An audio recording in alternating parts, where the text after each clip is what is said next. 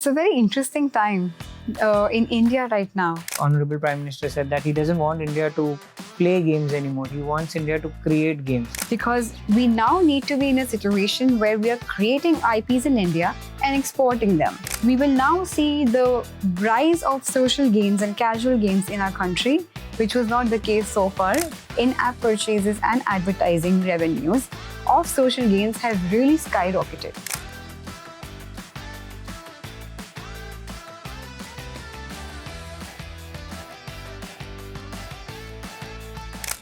Hello everyone, welcome to Beyond the Screen, a podcast series by Thornton Bharat, where we look to decipher ideas, innovations, and challenges in the media and entertainment and AVGC space. Our guest today is Devhuti Bakshi, Executive Director at eGaming Federation, one of the leading and the only federations that's working at online gaming. Devhuti operates at intersection of policy, governance, and risk. He's an active member of Karnataka Task Force and has been championing the cause of child protection and player safety. Thank you so much for coming on the show, Devhuti. Thank you so much for having me here. It's a complete pleasure. So, Devhuti, before we move on to specifics, let's zoom out a little and understand what's happening in the AVGC sector today. It's a very interesting time in India right now. The Honorable Prime Minister has repeatedly reiterated his desire to see India as a global powerhouse, a global hub for exporting AVGC, the animation, visual effects, comics, gaming, and extended reality services from India. The Prime Minister has made it very clear that AVGC is a priority sector for the government. And he and his ministers have extended all possible support to boost this sector. The Honorable Prime Minister invoked the youth of the country to focus on boosting the creator economy or the orange economy as we know it by focusing on content, creativity, and culture. Yeah. And he has defined that let the creator economy or the orange economy take off, be rooted in Indian culture and traditions.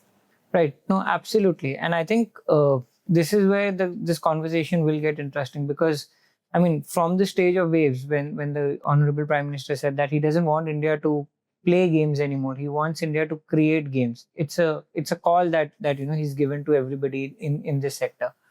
And to understand this more, I mean, there's a lot of conversation wherein the gaming industry is trying to move from outsourcing to IP creation. Globally, if you look at it, some of the bigger names such as Pokemon, Marvels of the world, they've actually created their own IP. How do you see the Indian gaming industry move towards it? So, because the Honorable Prime Minister has been repeatedly clarifying that we should make in India, starting from his Make in India vision back in 2014 to now, he has extended that vision to the AVGC sector as well. And he is encouraging all creators to make in India. The IPs should be made in India. They should be original made in India IPs, which should be revolving around storytelling on Indian traditions, cultures, mythology, etc. So a whole lot of incentives are being discussed by various state governments as part of their AVGC policy boost initiatives to make sure that homegrown IPs are getting that additional financial assistance or support or whatever support they need for that IP to be exportable. Because we now need to be in a situation where we are creating IPs in India and exporting them as well. No, I think completely agreed. I mean, if you look at heritage and culture, I don't think we Indians are second to none. I mean, the likes of Mahabharata and Ramayana can be animation characters and they can scale globally as well. So now to understand gaming as a sector, there has to be two eras as per me. One is the pre-Proga ban era and the second is the post-Proga era. Wherein government has now divided the Indian gaming industry into three different sects. The first one's the casual gaming, which includes your chess and Sudoku and the likes. The second would be esports, which is now part of the Olympic council, and we have a separate federation for it. And the third would be the real money gaming, and the government's made no qualms about it that they want to make sure that the first and the second, they are whatever the lucrative incentives they can offer to enhance both the sectors, they will be focusing on them. And the third, RMG, is the sector that they do not want Indian youth to get involved in. So how are you looking at it now post the Proga ban, and what are the changes that you've seen? So you see, there always comes an inflection point where a certain segment of the economy takes off. We are currently experiencing a similar inflection point. While it has been clarified by the government regarding their desire to boost the casual games and social games and educational game segment, and also the esports segment, and therefore the gaming operators who were previously operating in money games have all started to pivot. They are all pivoting to social games, to offering casual games in line with the Honorable Prime Minister's vision. So this inflection point is very interesting because we will now see the rise of social games and casual games in our country, which was not the case so far. The focus was not there on them, including video games and esports. And this will now really result in a lot of innovation, because as operators pivot to these categories, the core concern of monetization, on how they can monetize social gains to be able to have a long-term sustainability, is going to drive innovation. Very recently, the media outlets have been carrying stories around how in-game purchases, in-app purchases and advertising revenues of social games have really skyrocketed. And in fact, they were quoting that it is projected to reach 2.8 billion by 2030. So now we will see a renewed focus on in-game purchases as well as advertising revenue and other revenue models in the social games category. Yeah. No, and I mean, if you look at it as well, in terms of these RMG companies, they always had a strong user base, right? So they even today they have an audience that's connected to them. They have people that are already there, so the CAC will always be lower than others. And globally as well, all the gaming companies that have scaled, it's always been the in-app purchases or the theme parks that they've created along with the characters that they have. So that's something that the Indian gaming industry should look at, and I'm pretty hopeful that we will have some of the bigger companies from India in this sector now. So, I mean, moving on, what are some of the key challenges that you see post Proga on these in the gaming and the AVGC industry today? Firstly, the Promotion and Regulation of Online Games Act 2025 and the rules that have followed in 2026 are still very ambiguous, and they lack a lot of clarity that is needed by operators to understand and pivot to newer business models and revenue models, like I said. So until that clarity is received by the government, and there are several concerns that the industry has been raising with the Ministry of Electronics and IT around ambiguity and clarity in terms of classification of games, for example. That is the starting point. The government has, within the act and the rules, they have clarified that the games have to be classified as social games or money games. And they have also given out certain criteria on which that classification will happen. But it is still very ambiguous. There are no thresholds. So let's say if there is a criteria, whether you meet that criteria or you don't meet that criteria, to what extent should you be meeting that criteria? So that kind of clarity is not there. So when games are not clear as whether they will be classified as a social game or a money game, or whether there is confusion in that misclassification, so that itself is a starting point. So we really need more clarity from the government. And especially if we talk about esports, as you all may be aware, the esports have additional security measures built in, or additional compliance measures built in. To operate an esports tournament in India now, you need to be first recognized by the Ministry of Youth Affairs and Sports. And then you have to be classified by Ministry of Electronics and IT. or the Online Gaming Authority of India. And so there is a two-step procedure. But the very first step, which is being recognized under the National Sports Governance Act 2025, that step itself right now is not active. There is no provision in National Sports Governance Act of 2025 for an esports to be recognized. So until we have that starting point cleared, any esports operator cannot get themselves registered and hold any tournaments legally right now. That is a really big bottleneck. So we need clarity from the government, and we need it soon. I mean, for how long can operators hold on to their businesses? So that is the biggest challenge right now. Right. And where do you see talent moving? So I'm aware that you're part of the Karnataka task force, and the government set up IICT, which it plans to, which was said that will be the IITs of the creative economy and the orange economy. So how are you seeing talent now pivoting from the real money gaming operators? Because it had a huge job market that that was present with the RMG. So how are you looking at it now? So the government has a vision that it has publicly stated. The Honorable Finance Minister in the budget session also spoke about it. The government has a vision of getting ready 2 billion youth workforce who should be job ready for the AVGC sector. And to reach that number of 2 billion youth being skilled and ready for jobs, it has really focused on capacity building and on skilling programs. And this entire skilling vision that the government has, it has to be done in a public-private partnership. The IICT, Indian Institute of Creative Technologies, is a very important representation of this government's vision.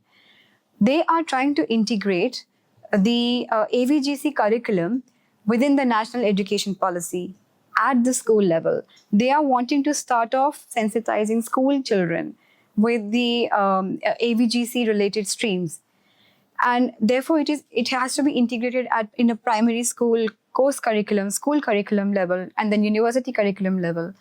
And the IICT is also focusing a lot on training the trainers, incubating new game developers, and getting the industry to mentor them.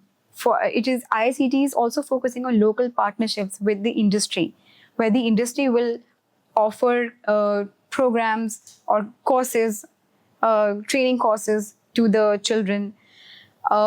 I know that some gaming operators have come forward and signed MOUs with IICT to train children, to train the trainers on the AVGC programs, and to have incubation labs within the Center of Excellence, that is IICT.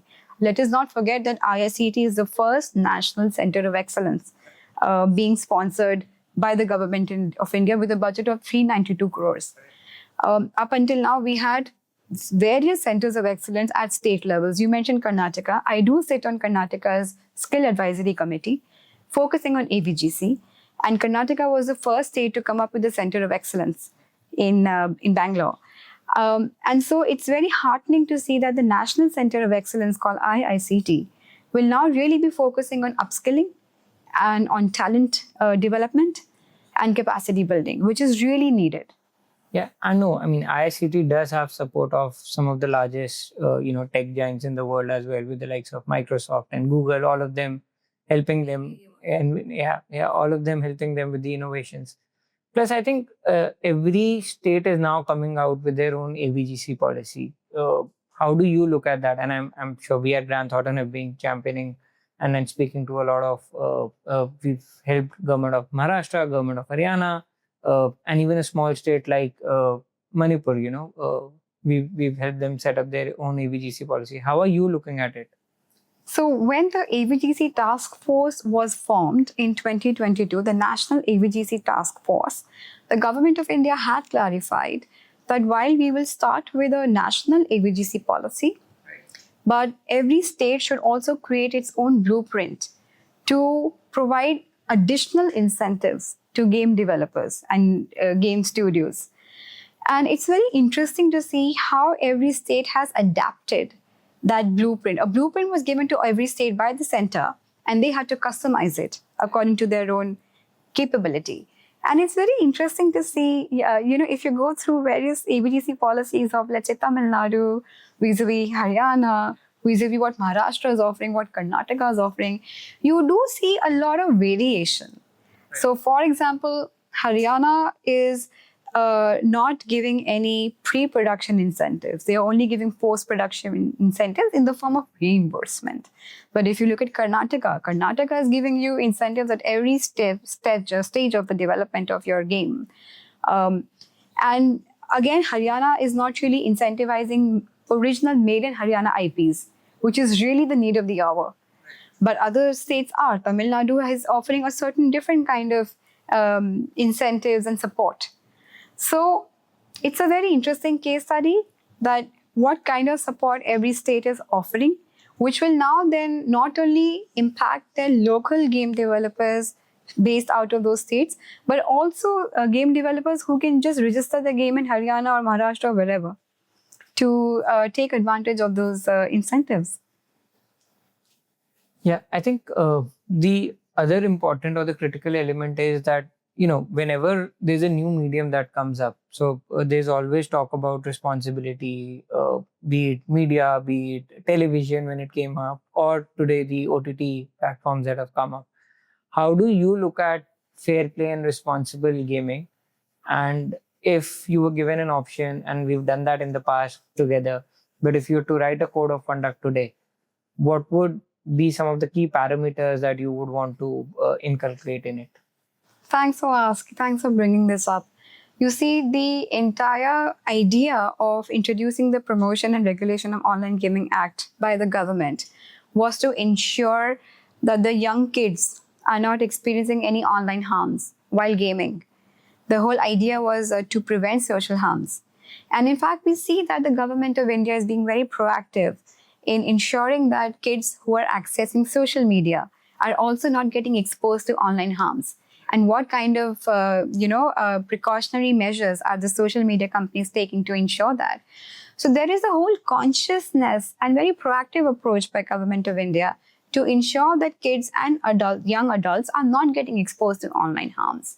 If we talk about the government's focus on social games and casual games and esports right now, we do know that the Ministry of Information and Broadcasting is coming out or with a code of practice or a code of ethics, which will talk about what kind of violence, nudity, or any kind of the typical harms which are associated with social games, which means that without taking any operator name, but we have witnessed that when you go on social games, online social games, there are chat rooms where any stranger can approach you, groom you, you're talking to strangers, then that conversation moves to Discord, the stranger starts asking your local address, your etc., and it becomes very personalized.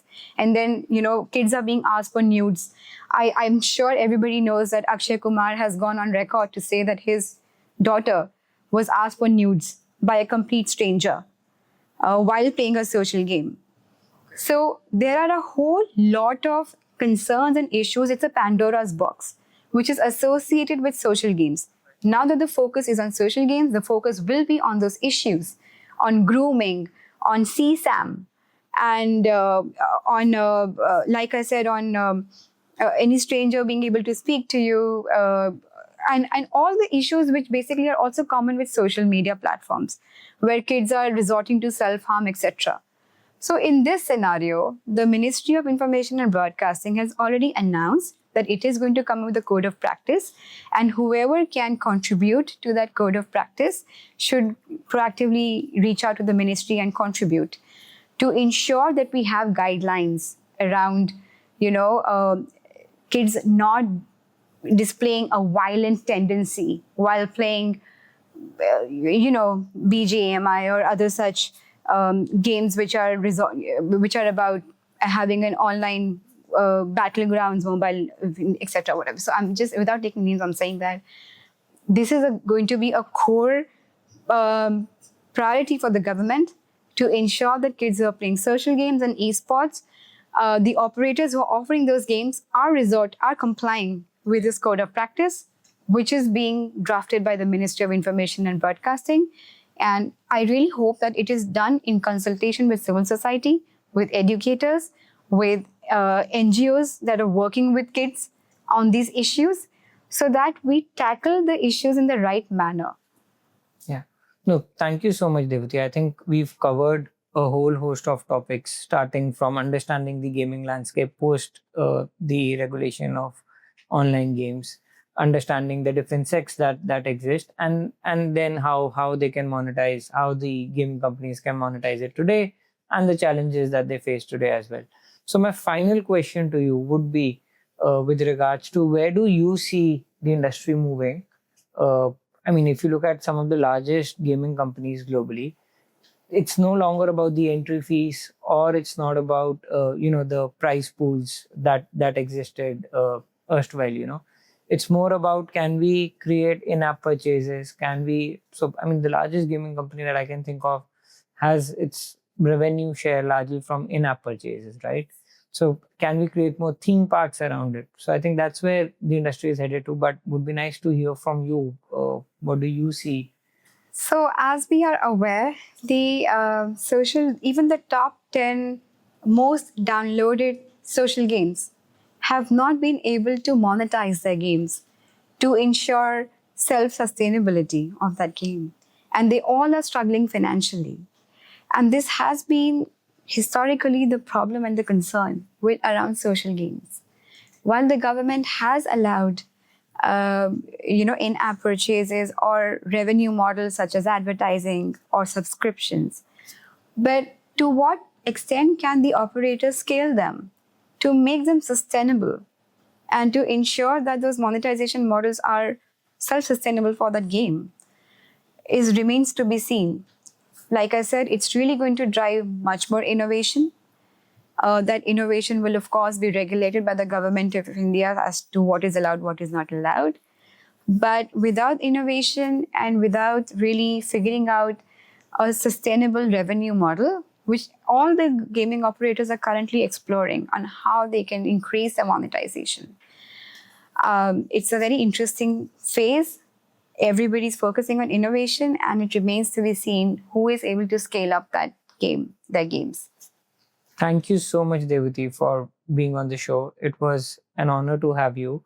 You've covered almost everything that exists today in the gaming ecosystem. I know you've been working upfront with a lot of these gaming operators to make sure that they're in compliance with the new meaty rules that have come up. I wish you all the best, and I hope we have a long journey ahead. Thank you. Thank you so much for giving me this platform to talk about this very interesting topic. I really hope that the orange economy really takes off and it is poised for growth. And let's hope that there are interesting times ahead. Thanks.